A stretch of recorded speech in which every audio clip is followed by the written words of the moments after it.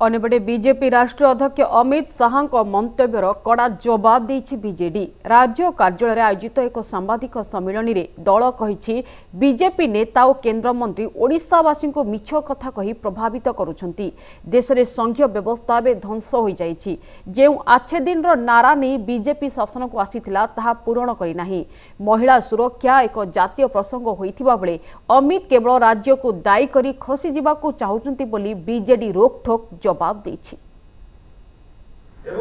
नेतृमंडली केंद्र मंत्री माने बारंबार ओडिशा रे जो भली भाव रे मिथ्या कथा कहउचंती एवं जो भली भाव रे कहउचंती जे आमे 4 लाख कोटी टंका देई देइछु।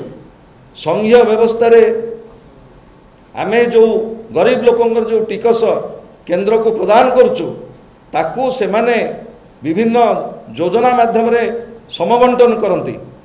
भारत वर्ष सेतिकी बेले समृद्ध हम जदि समस्त राज्य समृद्ध हुए। ओडिशार गरीब लोकंकर टैक्स को नहीं जो माने केंद्र रे बंटन करी कहउचंती आमे एतिकी लक्ष कोटी टंका देई देलु ताठू दुर्भाग्यर कथा किछि न थाए। आयुष्मान भारत रे महिला मानकू उपेक्षा करा जाइछि।